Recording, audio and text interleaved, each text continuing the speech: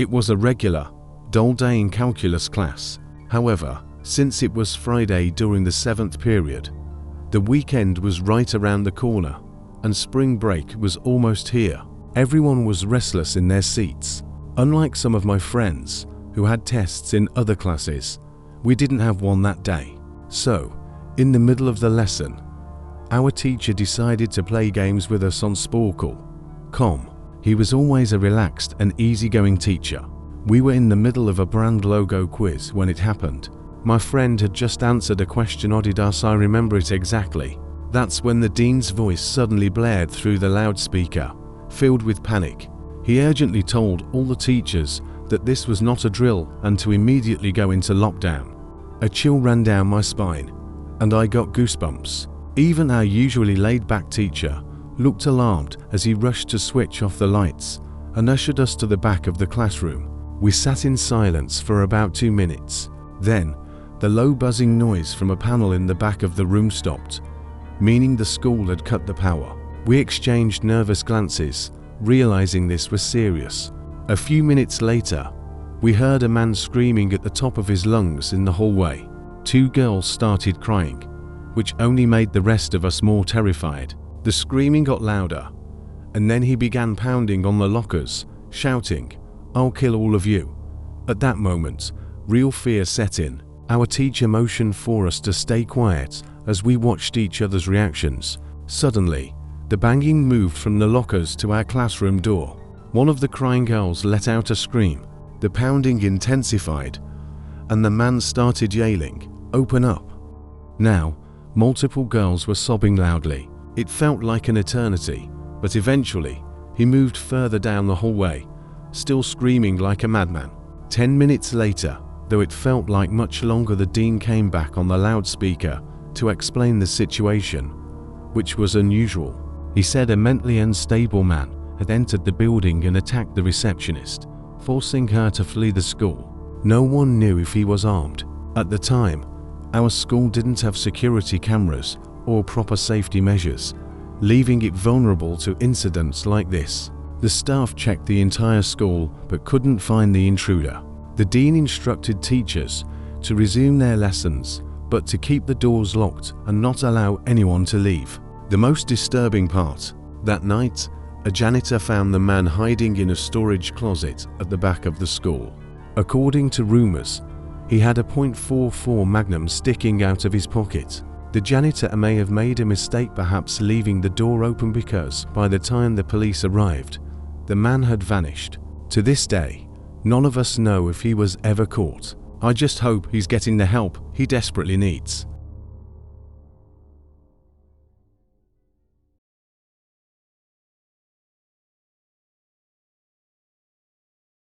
My school has 2 lunch periods. The first is for all 6th graders and some 7th graders. The second is for the remaining 7th graders and all 8th graders. The lockdown happened at the beginning of October. It was a gloomy, rainy day. During the first lunch period, I heard 4 loud bangs. At first, I thought it was thunder, but suddenly, the cafeteria erupted in screams. I figured everyone was just overreacting until campus security rushed in, shouting for students to get inside the multi-purpose room. Anyone who was buying lunch had to throw it away immediately and move inside. I went in with some friends, joining a large crowd. Our multi-purpose room is huge, with a back wall made entirely of glass.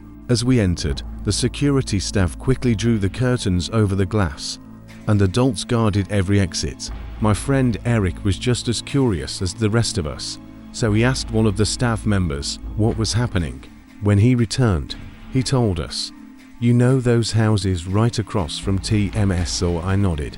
"There's this mentally unstable guy who barricaded himself inside his house. He's threatening to kill himself and the cops if they try to evict him. He was even lurking around the school earlier, watching kids in a really creepy way." As if that wasn't disturbing enough, it turned out the man was also a registered sex offender. We were locked in the multi-purpose room for an entire hour, missing 2 class periods.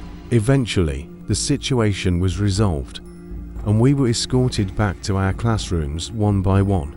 Later, I found out that the man lived right next to my friend Brandy. She told me that on Halloween the previous year, she saw him through his window cutting his arm and writing in his own blood on the glass, "Don't come here or I'll kill you." Back then, she thought it was just a creepy Halloween prank, but after what happened, we all knew this man was truly dangerous.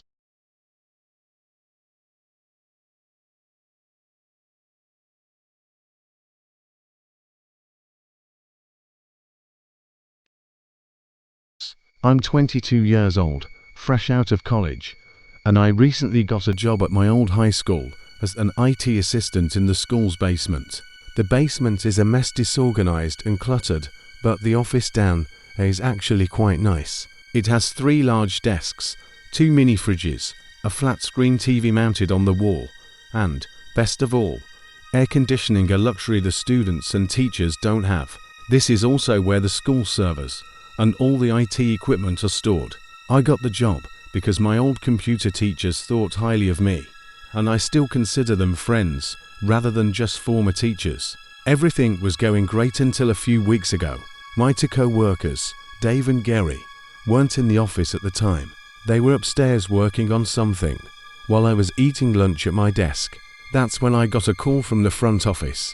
They told me the school was on lockdown because someone, possibly armed, had entered the building. There wasn't much I could do besides turning off the lights. Oddly enough, despite how nice the office was, it had no door, just a wide open entrance. And even worse, the basement door didn't have a working lock. For safety, I switched off my computer monitor and sat in silence, texting Gary and Dave, but neither of them responded. I waited in the dark, playing games on my phone for about 20 minutes, until suddenly, the basement door creaked open. The sound echoed through the space. Someone was coming down the stairs fast. My heart pounded as I slid under my desk. Whoever entered didn't turn on the lights. For a moment, there was only silence. I held my breath, terrified that any sound would give me away. Then, my phone vibrated with a message. The noise shattered the silence. Heavy footsteps approached. Just as I braced myself for the worst, I saw a figure reach down and grab my arm, pulling me up. It was a man in a red plaid shirt, jeans, and the black and red cap. "It's okay," he said.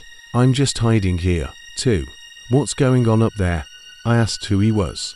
There was a brief pause before he claimed he had come to pick up his son when a teacher told him to hide. Something felt off. My phone was still open. I glanced down at the text I had received. It was from Dave. It read, "Dude, this is insane. Some guy in a red shirt and hat shot Mr. Buckley.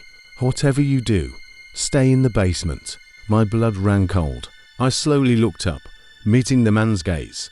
He noticed my sudden change in expression. In pure panic, I bolted for the stairs. A gunshot rang out. I heard the bullet ricochet off something metal in the darkness, but by some miracle, it missed me. When I reached the top, police officers were already waiting at every exit, including the basement door. The second the man stepped outside, they tackled and arrested him. The good news, Mr. Buckley survived. No one ever found out why the shooter targeted him. But to this day, the sound of that gunshot haunts me.